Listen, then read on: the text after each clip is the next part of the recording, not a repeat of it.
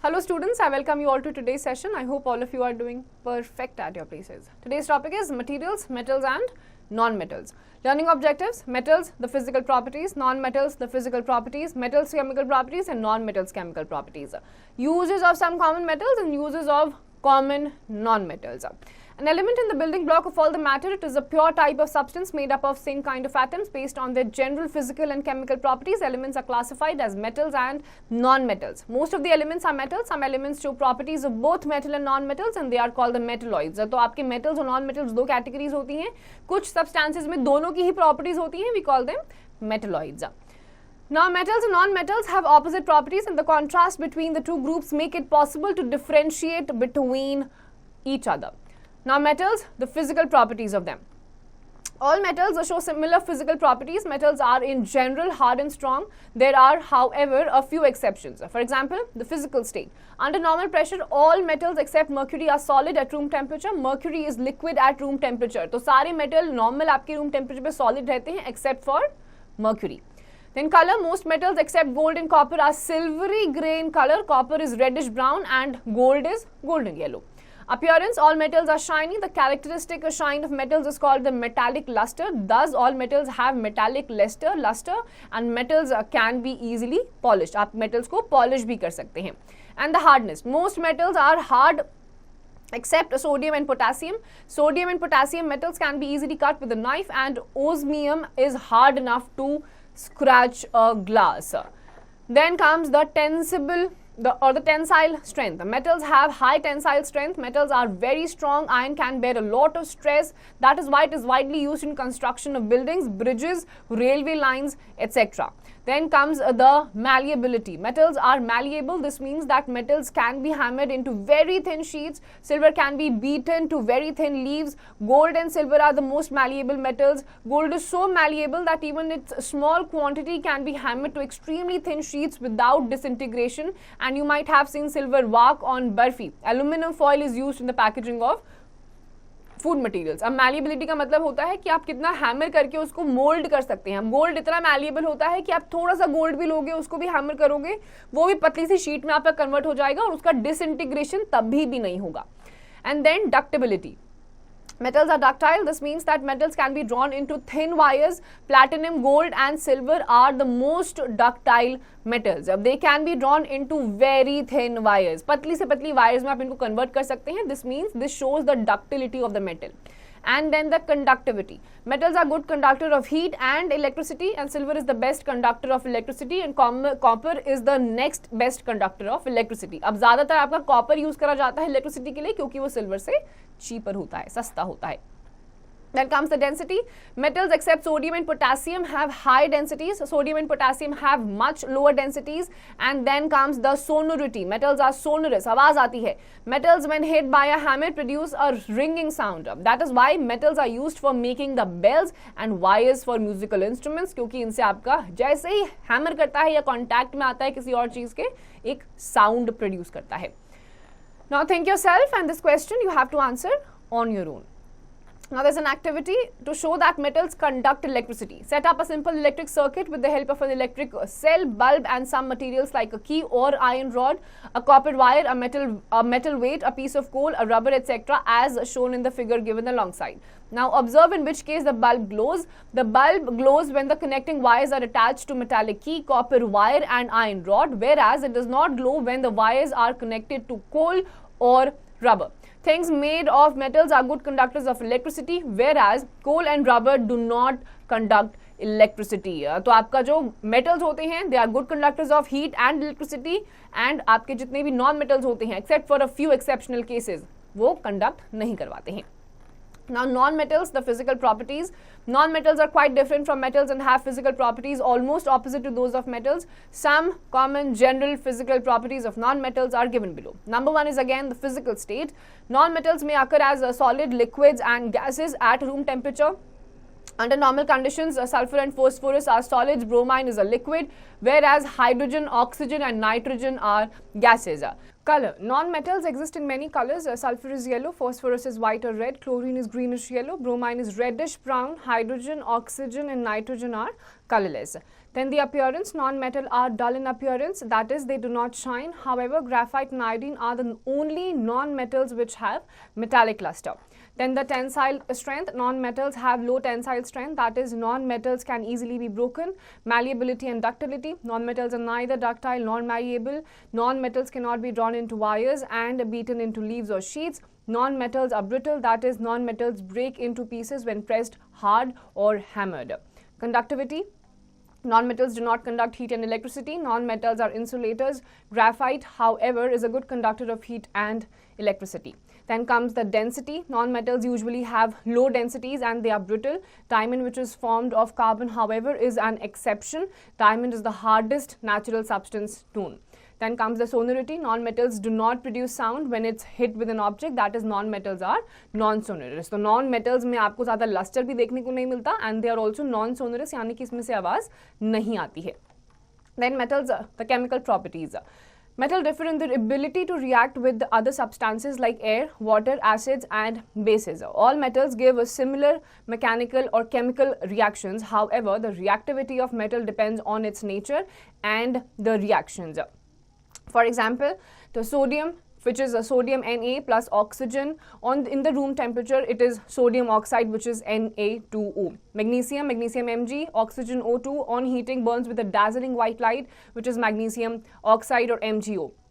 Zinc, when zinc is combined with oxygen, strong heating burns with a blue flame and it becomes zinc oxide. Then iron, when combined with oxygen on strong heating, no burning happens and it converts into ferric oxide. So now you have some metals like sodium and potassium are so reactive that the moment they come in contact with the air or oxygen, they catch fire. Hence, they are stored in kerosene to prevent their contact with air. Some metals oxides dissolve in water and form metal hydroxides, which are basic in nature. Now, before telling you the malleability or when the different kinds of non-metals come in contact with water, let's see the reaction with the oxygen. So, some typical chemical reactions of metals are described below. Reaction with oxygen. All metals combine with oxygen to form metal oxides, which are generally basic in nature, and different metals react with oxygen under different conditions. Now, reaction with water. Different metals react with water under different conditions. Metal react with water to form metal oxide or metal hydroxide, and hydrogen gas is also formed. Reactions of some common metals which water are given below.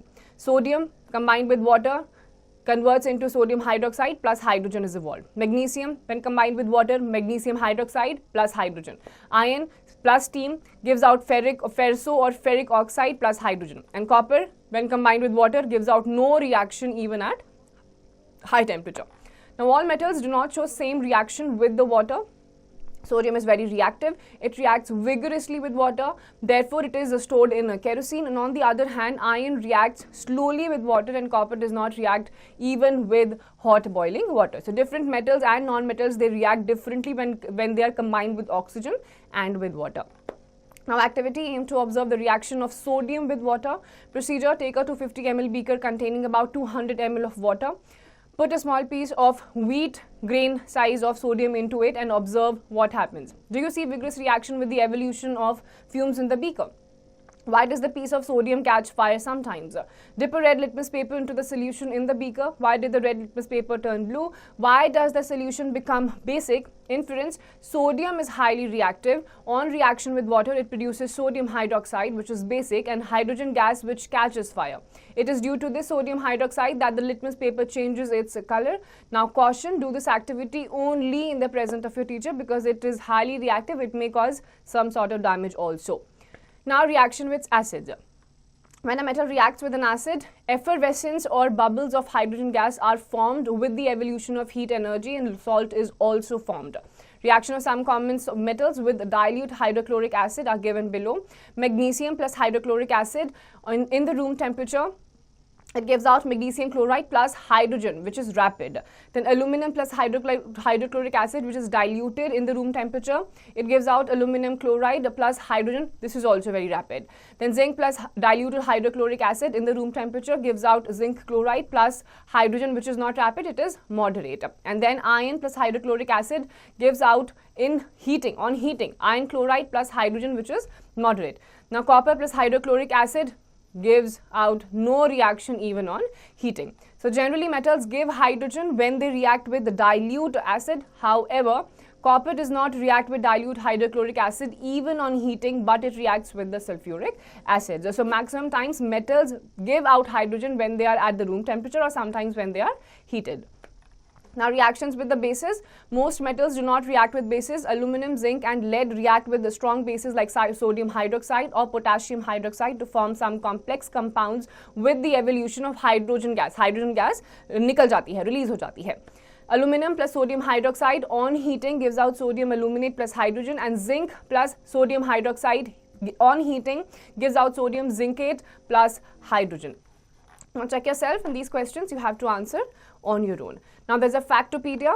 On the basis of their reactivity with oxygen, water and acids and displacement reactions, metals are arranged in a series called the reactivity series of metals. In the series, most reactive metal is placed at the top and at least reactive metal is placed at the bottom. Potassium, sodium, calcium, magnesium, aluminum, zinc, iron, lead, copper, silver and gold. उसके साथ में उनके chemical names हैं and सबसे top से नीचे आपका descending order में आ रहा है most reactive and then the bottom पे है least reactive. Now there's displacement reaction. When a more reactive metal reacts with salt, a solution of less reactive metal, more reactive metal displaces the less reactive metal from its solution. Metal A plus salt solution of metal B gives out a salt solution of metal A plus metal B. Here metal A is more reactive than metal B. Some more examples of metal displacement reactions are discussed below.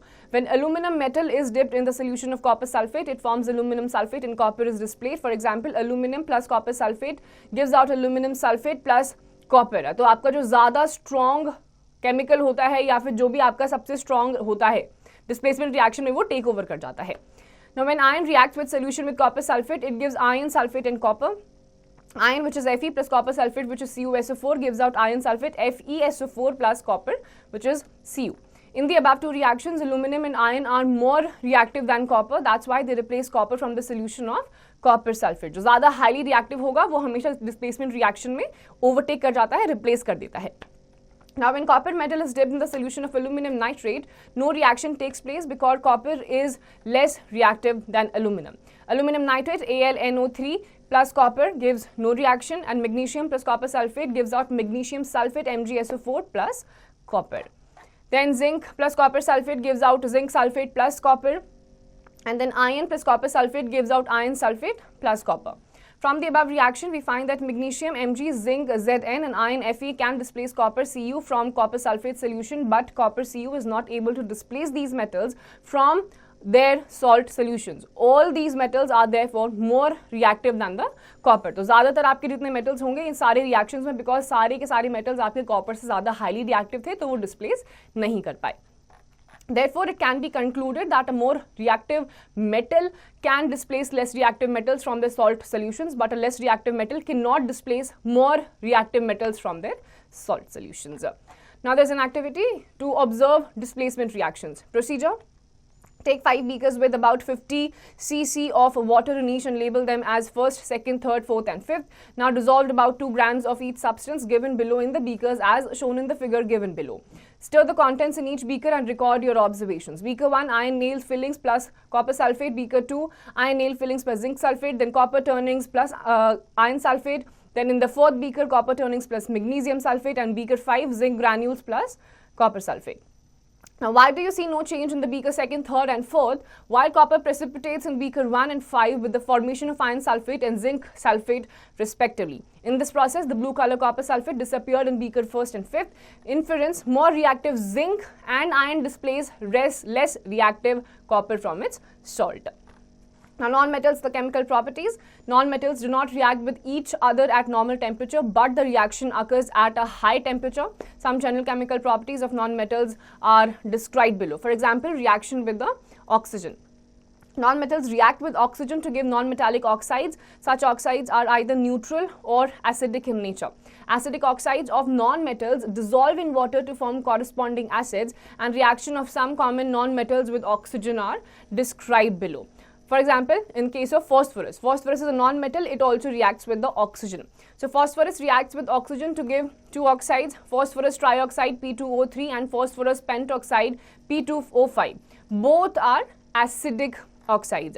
Now phosphorus plus oxygen, which is limited, gives out phosphorus trioxide, then phosphorus plus oxygen excess gives out phosphorus pentoxide P2O5, which is completely acidic. Now sulfur on burning in air forms the two oxides, sulfur dioxide SO2 and sulfur trioxide, which is SO3. Sulfur plus oxygen gives out sulfur dioxide, sulfur plus oxygen gives out sulfur trioxide.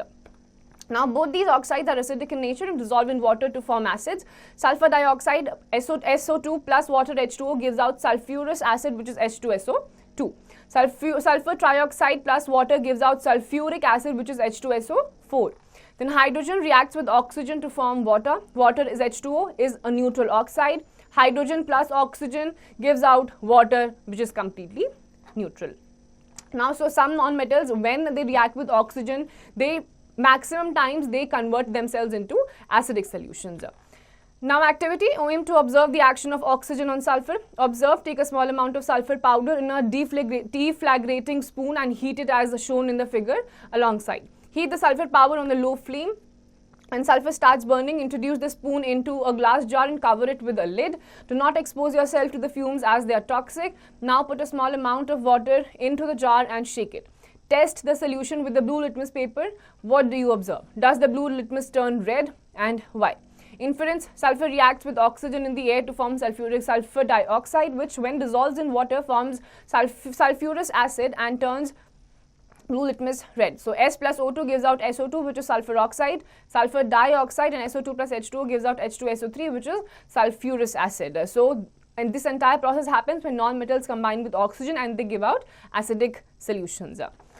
Now reaction with water. Non-metals generally do not react with water under normal conditions. Reaction with acids. Non-metals do not displace hydrogen from dilute solutions or acids. Reaction with bases. The reaction of non-metals with bases are complexes, and then happens the displacement reaction. Certain more reactive non-metals displace less reactive non-metals from their salt solutions. Chlorine displaces bromine from bromides and iodine from iodines. Potassium bromide KBr plus chlorine Cl2 gives out potassium chloride KCl plus bromine, which is Br2. Then potassium iodide plus chlorine gives out potassium chloride plus iodine. So these are the things when the metals or non-metals, they react with water, oxygen, and when the displacement reactions happen. Property, the reaction with air, which is oxygen, from metal oxide, which are basic in nature, and non-metals, they form non-metallic oxides, which are acidic or neutral in nature. Then reaction with water, active metals from metal hydroxides and hydrogen gas generally do not react with water. Reaction with acids, in case of metals, form metal or salts and hydrogen gas, and non-metals generally do not react with acids. Then reaction with bases, metals, some of the metals liberate hydrogen gas, and in case of non-metals, undergo complex reaction. Now uses of some common metals. Main uses of some common metals are listed below. Aluminum for making electrical wires and cables, domestic utensils, alloys, metallic paints, aluminum foil for packaging. Then iron for making bridges, engine parts, iron sheets and bars used in construction sheets, etc. Copper for making electrical wires and cables, utensils, kettles, coins, etc. and for making alloys. Silver for making jewelry, in electroplating, in photography, silvering of mirrors. Then comes gold for making jewelry for decorative purposes and photography for toning. Mercury used in thermometers and barometers. Lead for making automobile batteries, lead pipes, alloys such as a solder, protective screen for X-ray machines, and for manufacturing many chemical compounds and paints. So these are all the places where your common metals is used in your day-to-day lives. Now use of common non-metals. Main uses of some common non-metals are listed below. Hydrogen as a fuel, in oxygen hydrogen flame used in welding for manufacturing ammonia, hydrogen chloride, vegetable ghee by hydrogenation of oils, and as a reducing agent. Carbon in the form of diamond, it is used for making jewelry. Cutting and grinding equipment in the form of graphite, it is used for making black lead pencils in high temperature crucibles. Then nitrogen for manufacturing ammonia, nitric acid, etc. Oxygen supporter of combustion for respiration by living organisms. Phosphorus for the manufacture of matchsticks, rat poison, phosphoric acid and fertilizers. Sulfur for the manufacture of gunpowder, sulfuric acid and in the vulcanization of rubber. Chlorine for bleaching, sterilizing water, manufacturing chlorine compounds. Iodine for preparing iodized common salt. Tincture iodine is used as an antiseptic. Now glimpse of the chapter. Conductor, a substance that allows electricity or heat to pass through it. Ductility, property of metals due to which these can be drawn into thin wires. Element, a pure substance made of same types of atoms. Malleability, property of metals due to which these can be beaten into thin sheets. Then comes your metalloids, elements showing properties of both metals and non-metals. Sonority, property of metals due to which they produce ringing sound on hitting. Now the summary of the chapter: based on their general physical and chemical properties, elements are classified as metals and non-metals. Metals are malleable, ductile, lustrous, good conductors of heat and electricity, and metals are hard except sodium and potassium that are strong. Most metals except sodium and potassium have high melting and high boiling points. All metals except mercury are solids. Mercury is liquid in room temperature. Non-metals are brittle, soft, non-conductors of electricity and heat. Graphite is the only non-metal which conducts heat and electricity. All metals react with oxygen to form oxides. Most metals displace hydrogen from the dilute acids. No reactive metals react with water to give hydrogen gas. And oxides of metals are basic in nature and oxides of non-metals are acidic in nature. So with this, we are done with this chapter. We have read about certain chemical and physical properties of metals and non-metals. Please go through the entire chapter once again properly, and the exercise questions, please do it yourselves.